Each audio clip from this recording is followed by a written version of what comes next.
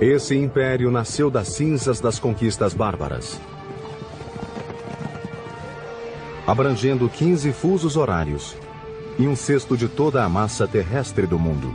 The first thing to deal with is just this enormous size. Após 400 anos de caos, o Império Russo foi forjado por czares de imenso poder, cuja ambição era tão colossal quanto o próprio país. She wrote to one of her correspondents, "I can't stop myself from building. Building is like a disease. It's almost like alcoholism." Esses visionários conduziram a Rússia pelo caminho da grandeza, adaptando tecnologias, conquistando territórios e construindo um império. Mas a mesma vontade que abastecia a sede de glória eterna acabaria por devorar o próprio povo.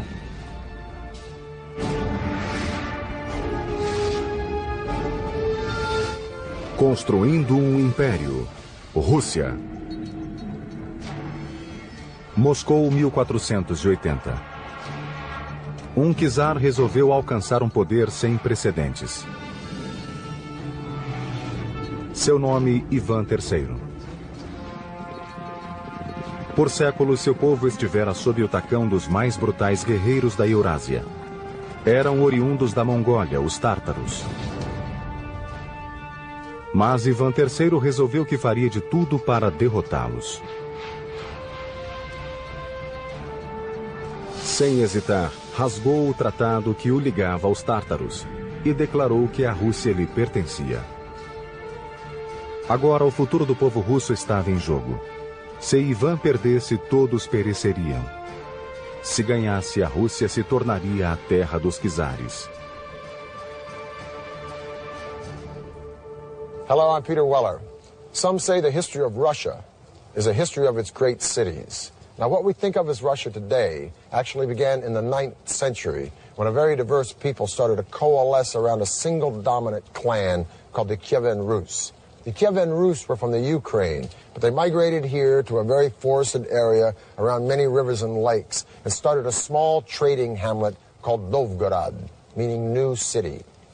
Oral tradition tells us that life in Novgorod was so chaotic and so tumultuous that the people actually invited a Viking warrior named Rurik from across the Baltic Sea to come here and establish order.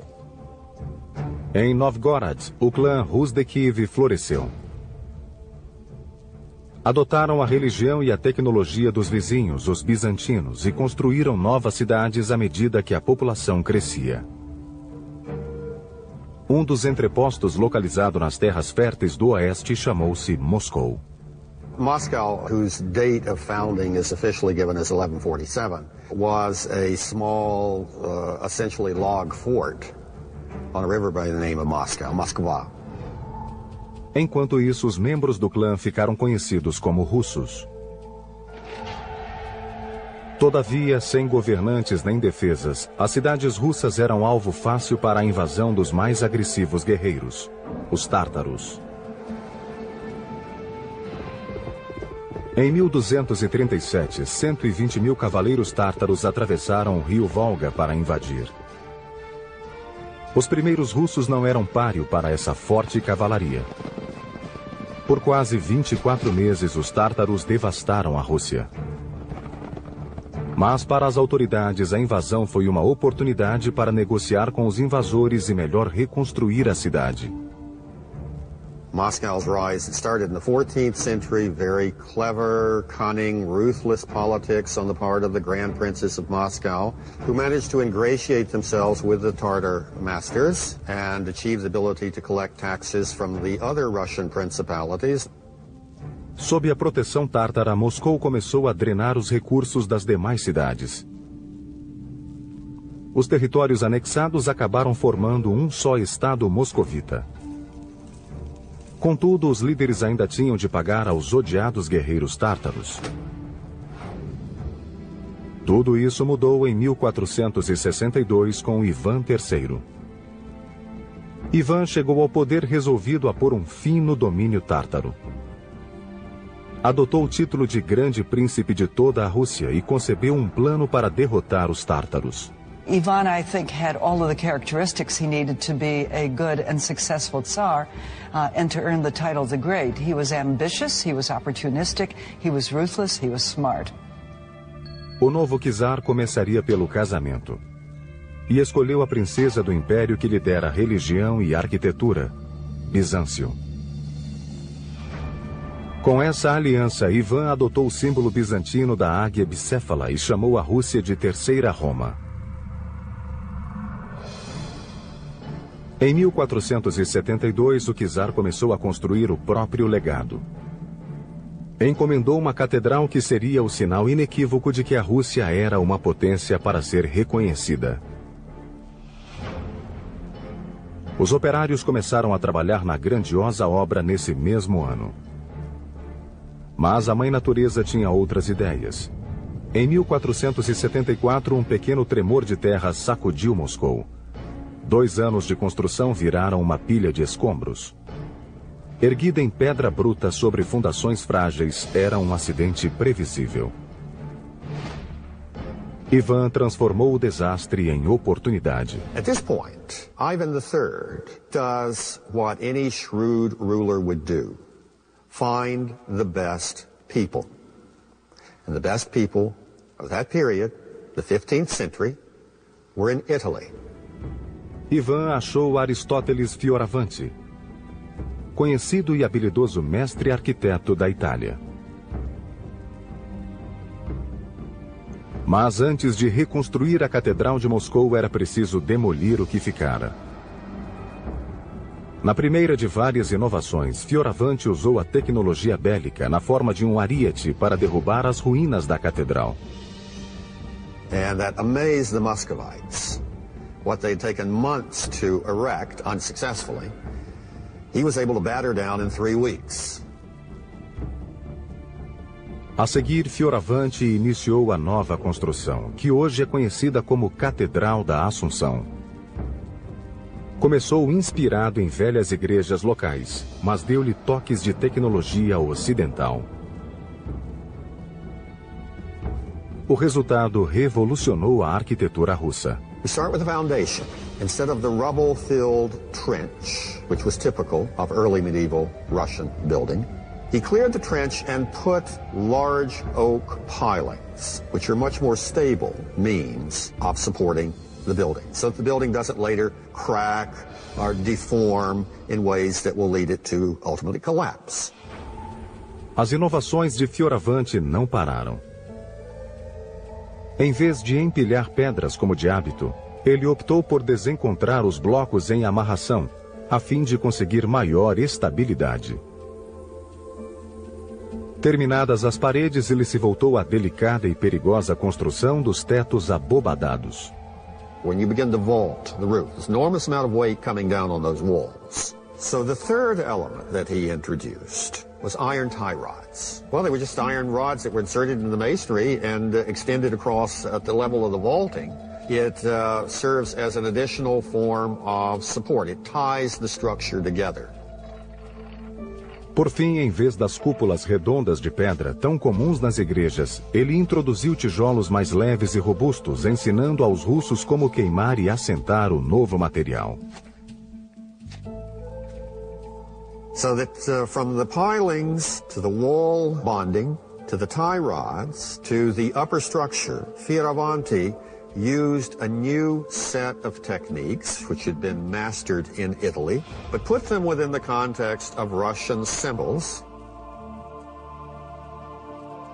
Acabada, a catedral ficou com 30 metros de altura.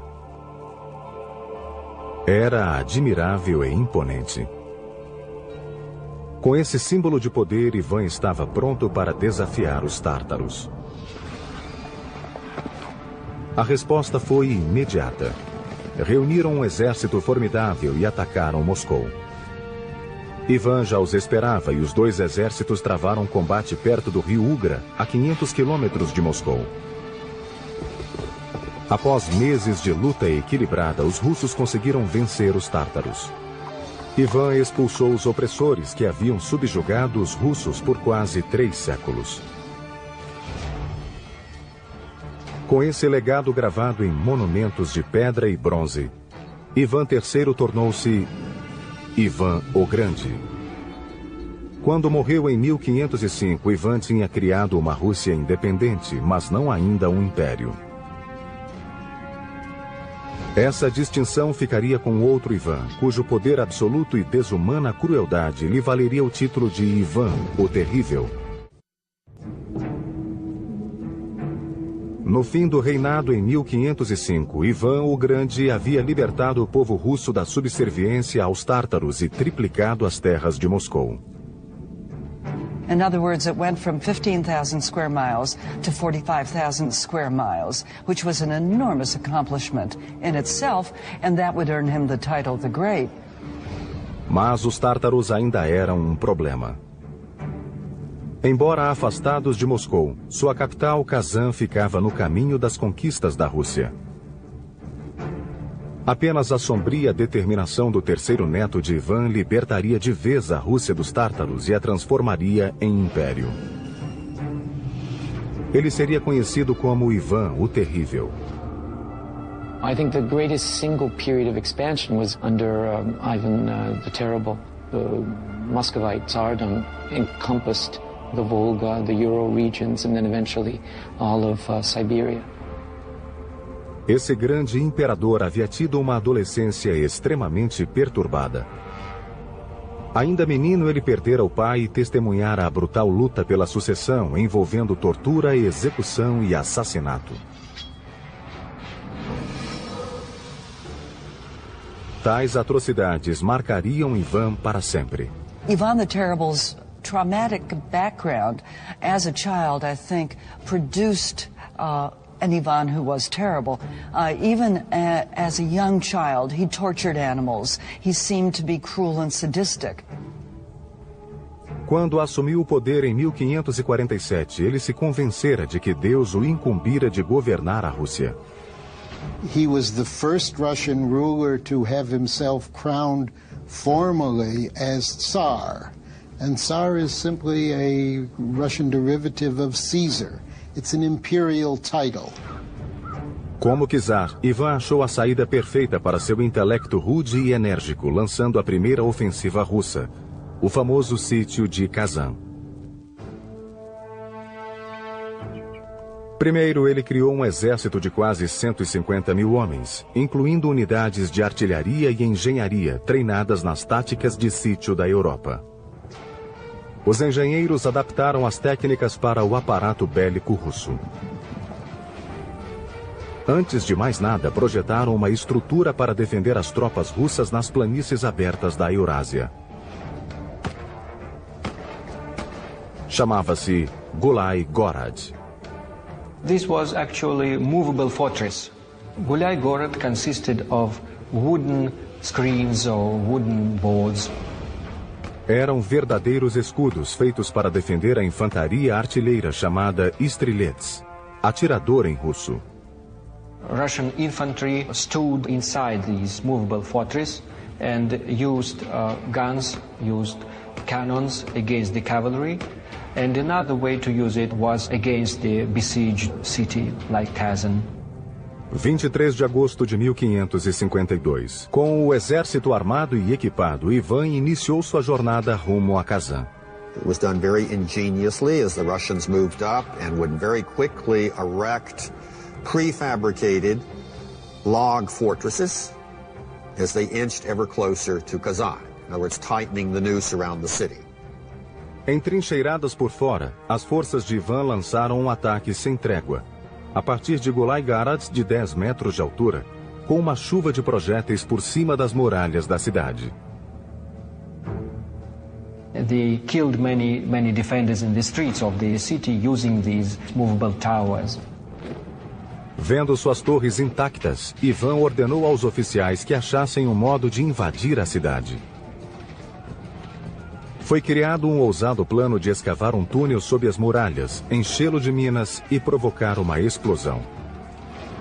A 30 de setembro, eles acenderam um estopim que decidiria o destino de Kazan.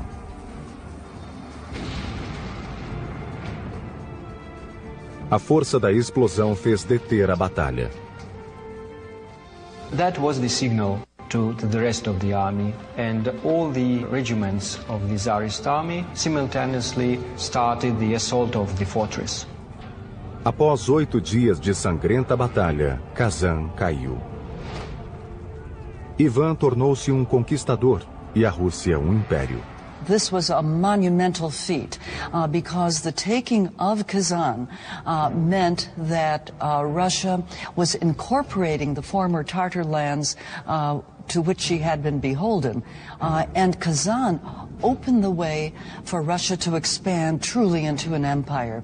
It opened the way south to the Caspian and the Black Seas, and it opened the way east to Siberia. Em 1555, para comemorar a vitória, Ivan encomendou um monumento que se tornaria o símbolo do Império Russo. Hoje ela é conhecida como a Catedral de São Basílio. The Cathedral of the Intercession, which we know as St. Basil's, is based on the technology of brick towers that the Italians brought in and the Russians later adapted to create votive tower churches. Construída quase inteiramente com tijolos, a catedral compunha-se de 8 igrejas em uma. Seu desenho é geométrico, com as igrejas em volta de uma torre central simbolizando os 8 dias do sítio de Kazan.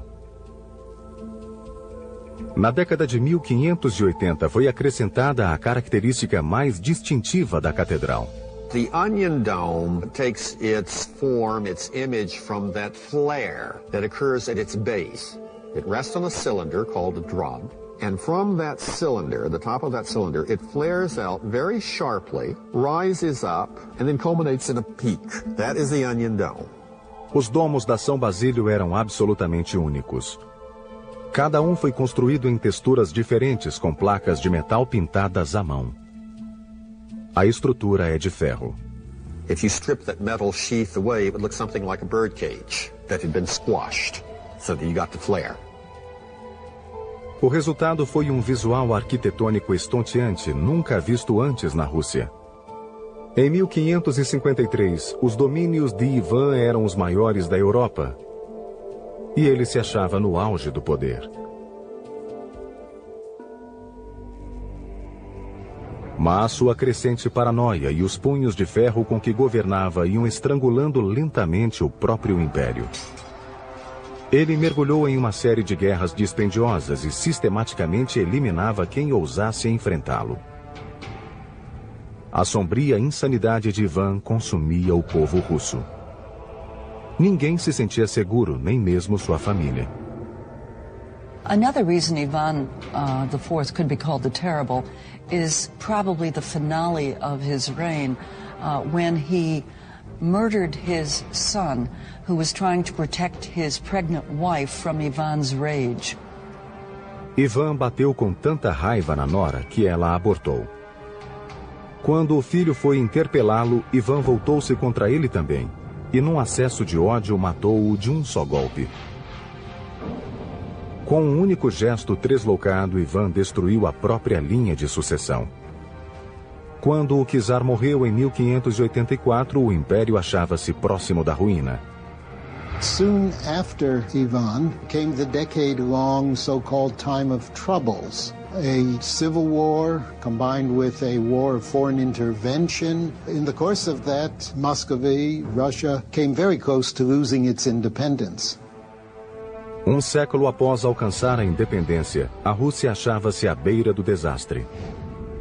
Mas logo um gigante apareceria no palco da história, espantando o mundo ao fundar uma cidade cintilante no meio do nada.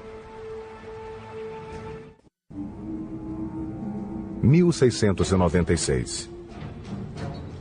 Um novo czar subiu ao poder com um plano revolucionário para prosseguir com a tarefa que Ivan o Terrível iniciara e transformar sua nação em um moderno império. Seu nome era Pedro o Grande. Peter the Great was an absolutely unique person. A giant, both physically, 6.5 feet tall, as well as in terms of personality. He disregarded convention and tradition. He was endlessly curious about new things. O enorme tamanho de Pedro combinava com seu ego. A constant whirlwind of activity occurred around him, and he took on the tasks of a dozen men. He was really an extraordinary, larger-than-life person. Pedro passou a adolescência em Moscou, farreando com artesãos e militares nos bairros pobres, aprendendo táticas bélicas e tecnologia. Peter was not only entranced with European technology, he was also very aware of Russia's backwardness and weakness vis-a-vis Europe. He wanted to remedy that situation. So one of his first acts was he went to Europe, and he went to Europe incognito. And there he studied the craft of shipbuilding with the Dutch, who were masters at it. He also learned the art of navigation from the English Navy, and he saw the great wealth these European empires were pulling out of their overseas colonies, and he figured they might have use for Russian natural resources. But what Peter really wanted was a piece of the action. And he knew that in order to cut into the pie, he would have to drag his country kicking and screaming out of its gloomy medieval backwardness into the great white light of new commercialism of the Western world. When he got back to Russia, Peter resolved to transform his country into a naval force that would not only trade with the European empires, it would compete with them as a military power. Pedro voltou-se para uma faixa de terra a 600 quilômetros ao norte de Moscou, perto do Mar Báltico, às margens do rio Neva. Com a vaidade de um deus romano, ele imaginou uma cidade que poria a Rússia no mapa da Europa. E chamaria essa cidade de São Petersburgo. A city on that spot had direct maritime access to Europe. O único problema era que essas terras pertenciam à Suécia. Mas Pedro não se abalou e em 1700 atirou-se a um ataque fulminante, tomando as terras à força. Em 1703 foi lançada a pedra fundamental da cidade. The new capital that Peter had in mind, it was to be a fortress, was to be the center of the army and the navy. It was to be the window on Europe through which Western ideas, modern ideas were going to flood and spread throughout the entire empire. São Petersburgo nasceu à custa de muito sangue e guerra. Mas para o povo humilde, a ambição do czar era uma espada de dois gumes. Peter chose the site of his future city for its access to the Baltic Sea, but this advantage would come with a steep price. For 5 months out of the year, the river delta and its surrounding swamps would freeze, and then predictably and reliably flood when they thawed with the warmer months. The building of this city would be a monumental challenge. So Peter turned to the one natural resource that compensated in Russia when all else failed: raw manpower. O povo russo literalmente construiu São Petersburgo com as próprias mãos. Naquele mundo pantanoso, quase nenhum suprimento podia chegar. Para firmar as fundações da fortaleza acima das águas, os operários tiveram de cavar a terra com as mãos e transportar milhares de toneladas de barro em casacos e camisas. Tudo tinha de ser importado. Até a madeira tinha de ser cortada a montante para descer pela correnteza em grandes quantidades a fim de estabilizar as fundações. There's no bedrock there, so that any large structure had to be built on pilings. Para tanto, os engenheiros projetaram um sistema de polia para cravar milhares de estacas no solo macio. You'd raise the head, and they would drop it, and that would drive the pile into the ground. And this was repeated tens of thousands of times in Petersburg. Within 5 months, thousands and thousands of laborers had erected the hexagonal walls and the timber bastions of this fortress you see behind me. At night, they'd come home to their camps freezing and tired and hungry, and just as they had come by the thousands, so they would die by the thousands from disease, from the flooding, and from exhaustion. By 1708, a rough estimate of 25,000 laborers had perished building this fledgling city, which gave rise to its nickname, the City of Bones. There is no statistic that tells us exactly how many people died before this city was finished, but a 19th century historian says that up until that point, there was no single battle in the annals of military history that cost as many lives as the number of laborers who perished in the building of St. Petersburg. Para Pedro, os fins justificam os meios. Em 1706, ele lançou o primeiro navio de guerra do estaleiro de São Petersburgo, o primeiro complexo industrial da cidade. Tinha construtores navais residentes, fabricantes de velas e cordames, forjas e uma fundição de ferro. A Rússia agora tinha uma marinha, e o czar ia gradualmente mudando a face do império. Em 1712, com a habitual e rude eficiência, Pedro procedeu à maior das mudanças. De uma simples penada, ele fez de São Petersburgo a capital da Rússia. Em um instante, os 300 anos de supremacia moscovita ruíram por terra. Moscou ficou aturdida. Many Russians reacted to Peter as though he were an alien from outer space. They didn't understand him. He imposed his strange ideas on his country using the full force of an autocratic and absolute monarch, which he inherited from his predecessors, but he knew very well how to use it to get his will. His vision to revolutionize Russia was the thing that drove him throughout his life. Nothing and no one escaped some kind of an effect from this revolutionary process. Pedro não poupou despesas para criar uma cidade do nada. Mas em 1714, São Petersburgo ainda estava longe de ser um centro europeu como ele esperava. E os anos de farra e excesso já começavam a pesar no czar.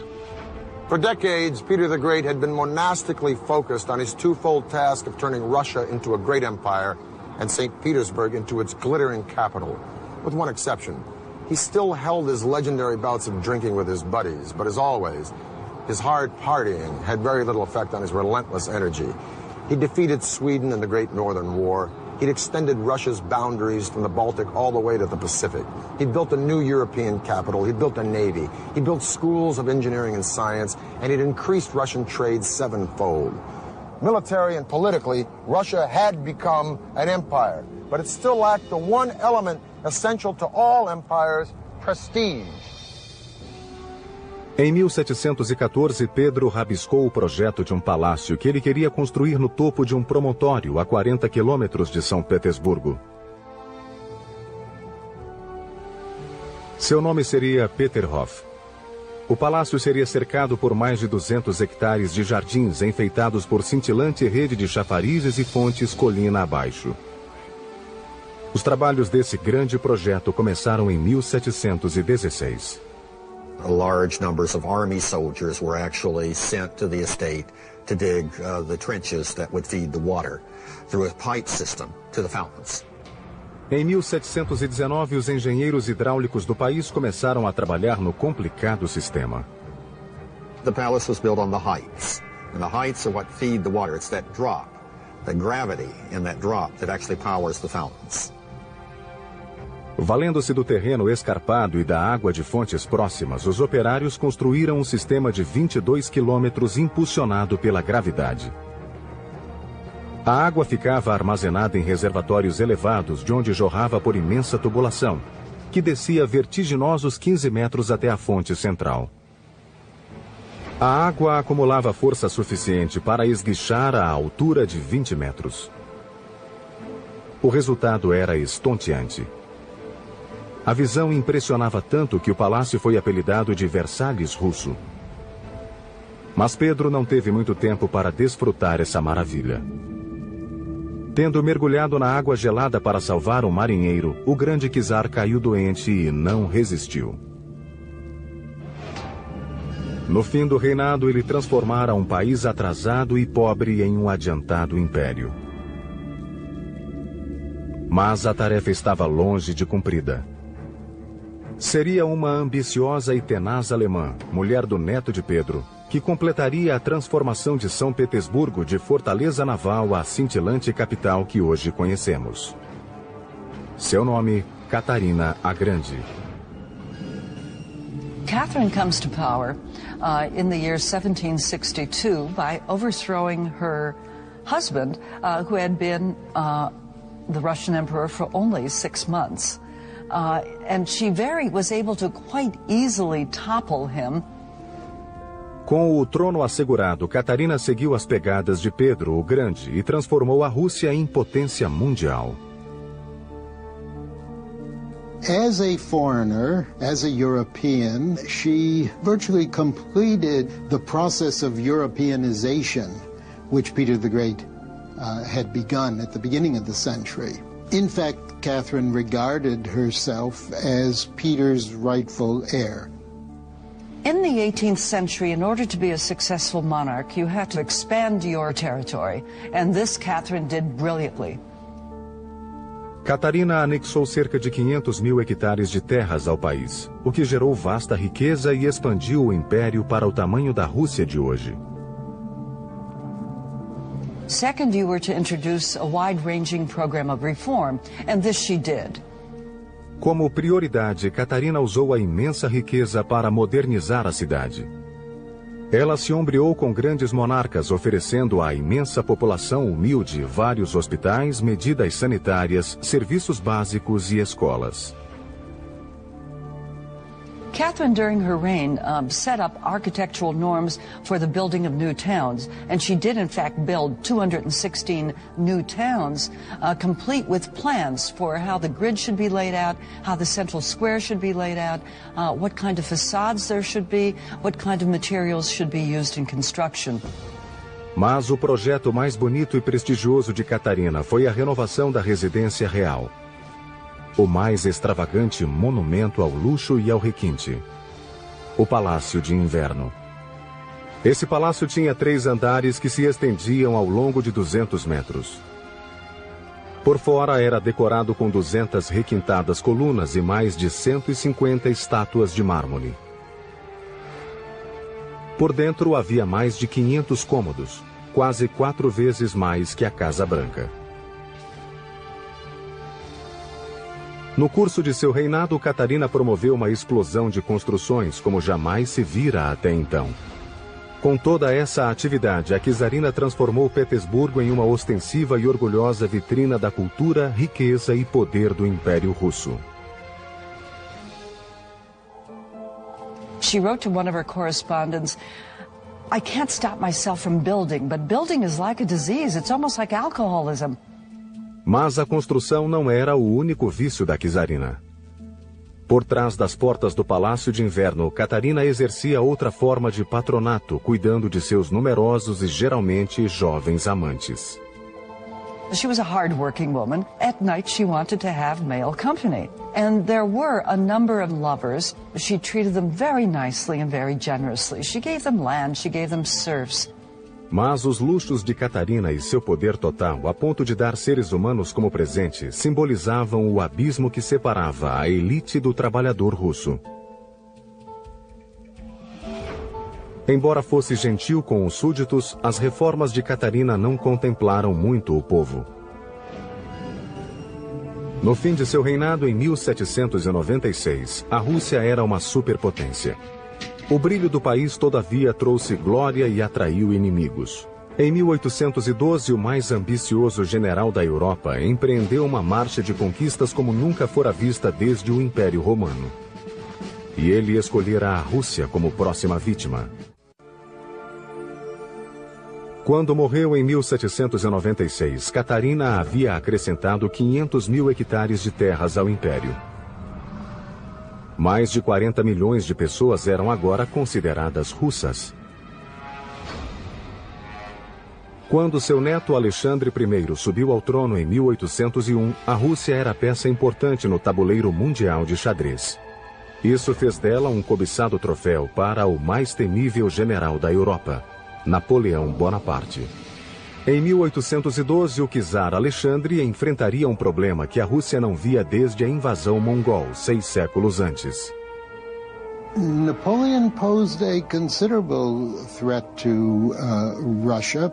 He had already brought virtually all of Europe under his control. Napoleão invadiu a Rússia com um exército sem precedentes de mais de 500 mil soldados. Os russos, vendo que não podiam enfrentá-los, adotaram a tática da retirada estratégica. Queimavam tudo o que ficava para trás a fim de deixar os invasores sem alimento. Quando finalmente chegou a Moscou, Napoleão percebeu que havia subestimado a vontade de aço do povo russo. Napoleon probably thought that having invaded Russia, seized the old capital, Alexander would be willing to come to terms with him. Alexander was not. He simply ignored Napoleon until a very harsh winter forced Napoleon to realize that there was nothing to be gained by sitting in Moscow, and so Napoleon began to retreat. Forçado a marchar pela mesma desolada e congelante paisagem que já conhecia, o imbatível exército de Napoleão reduziu-se a 10% de sobreviventes. A mãe Rússia havia derrotado o invencível general. Em 1883, o sucessor de Alexandre encomendou um monumento e instalou-o no centro da praça principal de São Petersburgo, um símbolo da férrea vontade russa. E foi chamado de Coluna de Alexandre. The Alexander Column rests on a granite shaft, red Finnish granite. It's a monolith, it's one piece. Mais uma vez, um czar forçou os súditos a literalmente mover montanhas para erigir um monumento em honra ao império. Um batalhão de operários extraiu a base da coluna, uma só peça, e levou-a para São Petersburgo. Foi um processo que exigiu 3 anos e milhares de operários. Em Petersburgo, os engenheiros enfrentaram a dantesca tarefa de erguer um monólito de 700 toneladas e 25 metros de altura. It was sort of a giant halter. It was fastened onto the column. And then placed around it were capstans, which were manned by dozens of people. And at a given signal, they would all move, and through a pulley system, the column would gradually move upward and fall into the place that had been prepared for it on the base. Hoje, a coluna ainda se acha no imenso pedestal. Sua altura total é de 48 metros. It has proved to be absolutely perfectly engineered. A queda de Napoleão eliminou as ameaças ao status da Rússia de maior império continental. Na virada do século XIX, o país media quase 10 mil quilômetros do Mar Báltico à costa do Pacífico, indo até o Alasca. Abrangia 1/6 de toda a terra do planeta, incluindo 15 fusos horários. E com o novo czar continuaria a crescer. And Nicholas II, because of his early experience traveling in Asia, the first of the czars to travel to Asian destinations, took into his reign a real conviction that Russia's future lay on the Pacific. Mas com um território que se perdia no horizonte, o império achava-se em perigo de ser esmagado pelo próprio peso. E os engenheiros encontrariam uma solução tão grande quanto a própria Rússia: construir a ferrovia Transiberiana. Those who promoted the building of what was then the world's longest railroad in the 1890s had in mind both economic and political objectives. It was to open up the Far East to Russian exports. At the same time, it was to establish Russian power in the Far East. A 31 de maio de 1891 foi assentado o primeiro trilho de uma ferrovia que transporia a distância de 9.200 quilômetros, o equivalente a atravessar os Estados Unidos 2 vezes. Tratava-se de uma façanha de engenharia jamais tentada antes.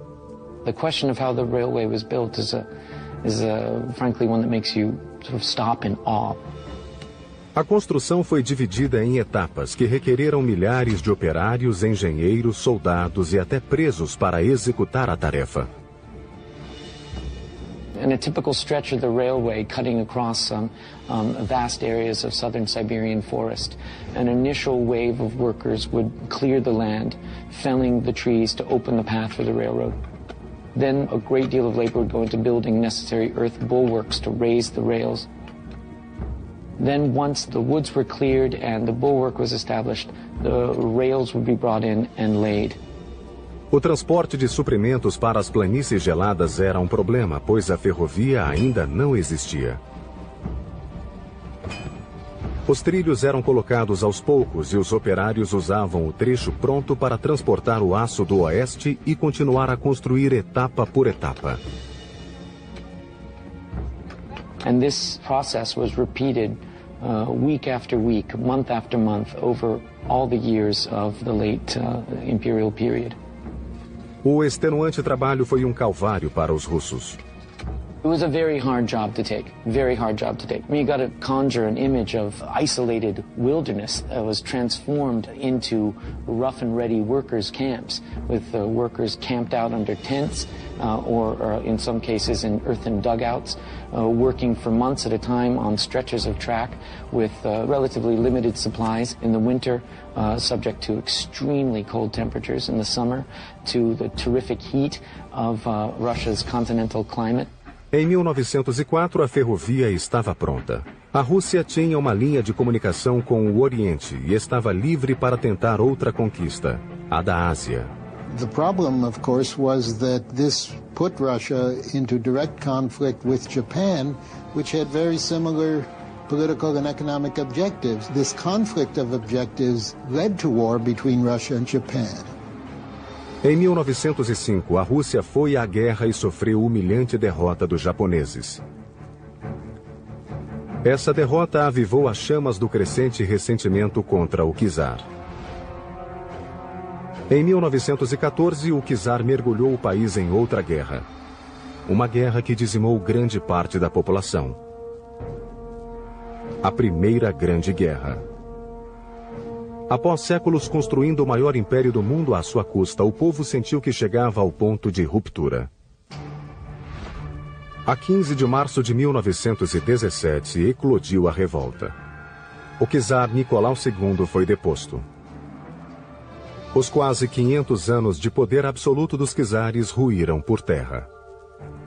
The key factor in the disintegration of the Russian Empire in 1917-18 was the collapse of the Tsarist regime, because it was the emperor who really provided the glue that held the empire together. Os czares tinham usado o poder para erguer belas catedrais, uma cidade sobre pântanos, uma ferrovia que cruzava um continente e palácios suntuosos que até hoje não têm rivais. The history of the Russian Empire can be read as an enormous achievement. At the same time, that achievement came at important costs. In many respects, the empire was built on the backs of ordinary Russians. Em 1917, as realizações do Império seriam reescritas por um novo regime determinado a melhorar a vida do mais humilde mujiki. As the mighty empire grew, it would consume more and more of its own to build a palatial playground for the rich and an industrial hell for the rest. By the beginning of the 20th century, Russia's overworked and illiterate poor had had it. Broken by world war, incited by radicals, these people would rise up to demolish the Russia they had suffered for in a fiery revolution that would replace one colossal empire with another. I'm Peter Weller for the History Channel.